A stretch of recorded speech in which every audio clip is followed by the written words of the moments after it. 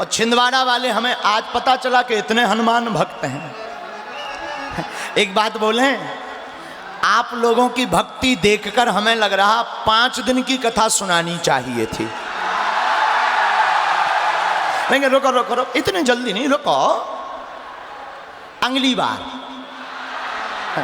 अभी तो 3 ही दिन की, फिर कभी 5 दिन की कथा सुनाएंगे, जो राम जी की कृपा होगी सो सुनाएंगे। लेकिन छिंदवाड़ा वालों से कोई जीत भी नहीं सकता। यहाँ के लोग इतने खतरनाक होते हैं।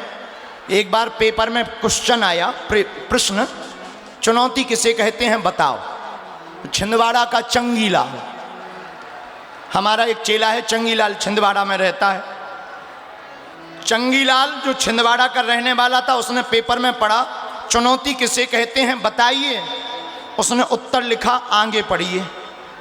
दूसरा पेज पलटाया, आगे पढ़िए। फिर पेज पलटाया, आगे पढ़िए।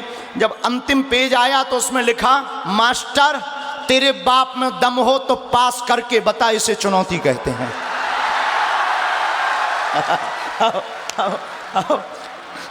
छिंदवाड़ा वाले तो इतने खतरनाक होते हैं। बाद में फिर पता चला कि उस मास्टर ने इस्तीफा दे दिया, क्योंकि वो भी बेचारा छिंदवाड़ा का था। ये तो विनोद की बात है। आप लोग बहुत भक्त हो। धन्य है श्री हनुमान जी। हनुमान जी संकटों से घबराते नहीं, बचाते हैं। क्या पंडित जी? हनुमान जी संकटों से घबराते नहीं, अपने भक्तों को संकटों से बचाते हैं। ध्यान रखना, आंखें और नियत साफ होगी। जिसकी सुमति होती है उसे पत्थर में भगवान दिखाई देते हैं, और जिसकी कुमति होती है उसे भगवान में पत्थर दिखाई देता है। देखने का तरीका है। अब कई लोगों को हम कुछ और दिखाई देते हैं, कई लोगों को कुछ और। अपनी अपनी दृष्टि का कमाल है। एक सज्जन हमें मिले, बोले महाराज जी आप हमारी सुनते नहीं हो, आप तो बड़ों की सुनते हो। हमने कहा ये भी आपकी सोच है। एक बात बताएं, नजर साफ रखें, नियत साफ रखें तो परमात्मा की प्राप्ति होती है।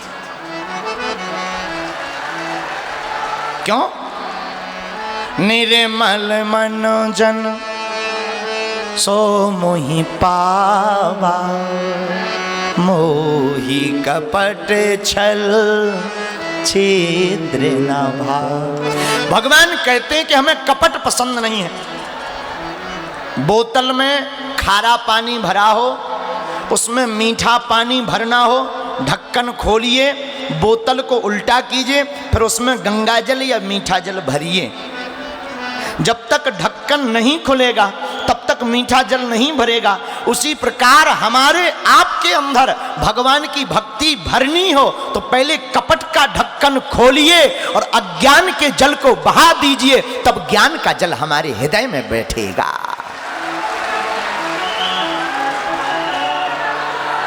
हनुमान जी लंका की यात्रा में सुरसा से मिलते, आगे जल में रहने वाली राक्षसी का मार वध करते,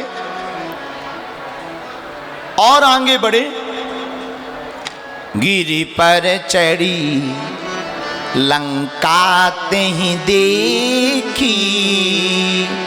हनुमान जी ने पर्वत पर चढ़कर लंका को देखा। अच्छा, हनुमान जी गए कैसे?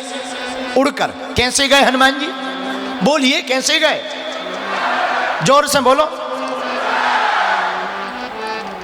उड़ना है तो सामान कम रखिए, उड़ना है तो सामान कम रखिए।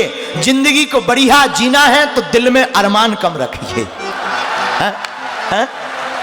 एक दिन हम सोच रहे थे बैठे बैठे, टेम्पू पर जाओ, टैक्सी पर जाओ, टैक्सी वाले कभी नहीं पूछते बैग कितने किलो का है, बस वाले नहीं पूछते, ट्रेन वाले नहीं पूछते, लेकिन हवाई जहाज पर जाओ तो वो पूछते हैं कितना केजी। क्योंकि उड़ान में फिक्स वजन ही ले जा सकते हो। उड़ना है तो वजन कम रखिए, उड़ान भरनी है तो वजन कम रखिए, सामान कम रखिए। संसार में तनाव मुक्त रहना है तो अरमान कम रखिए। धीरेन्द्र, जो तुम चाहते हो आनंद में जीना तो हर क्षण दिल में हनुमान को रखिए। आप हरदम खुश रहना चाहिए। एक बात बोले, जितने यहां बड़े लोग बैठे इसलिए काम करते हैं कि हम एक दिन आराम से सोएंगे। हर आदमी काम इसलिए कर रहा कि हम एक दिन आराम से सोएंगे, पर हकीकत यह है वो दिन कभी नहीं आता। जितने लोग बैठे वो काम इसलिए करते कि हम एक दिन आराम से सोएंगे। बस गुरुजी बेटी की शादी हो जाए पर भजन ही करना। महाराज अब बेटी की शादी हो गई अब तो भजन करो। महाराज जी भजन तो करना है, बेटा की और शादी हो जाए। अब बेटा की शादी हो गई अब तो भजन करो। गुरुजी थोड़ा नाती का मुंह देख लें। ठीक है भैया, नाती हो गया 3 साल का हो गया, अब तो भजन करो ठटली के बरे। गुरुजी दुविधा में है। क्या दुविधा है? गुरुजी बेटे का बेटा आता है, गोद में बैठता है, कहता है बाबा बाबा बाबा, वो भी कहता है बाबा बन जा, लेकिन तब तक बेटी का बेटा आ जाता, वो कहता नाना नाना नाना। अब समझ में नहीं आता कि ना में माने कि बाबा माने। हम का ये तो दुविधा है। जिंदगी में काम जब तक रहेगा, जब तक मर नहीं जाओगे, जब तक रहेगी जिंदगी, फुर्सत ना मिलेगी काम से। कुछ वक्त ऐसा निकालो, प्रेम करो प्रभु राम से।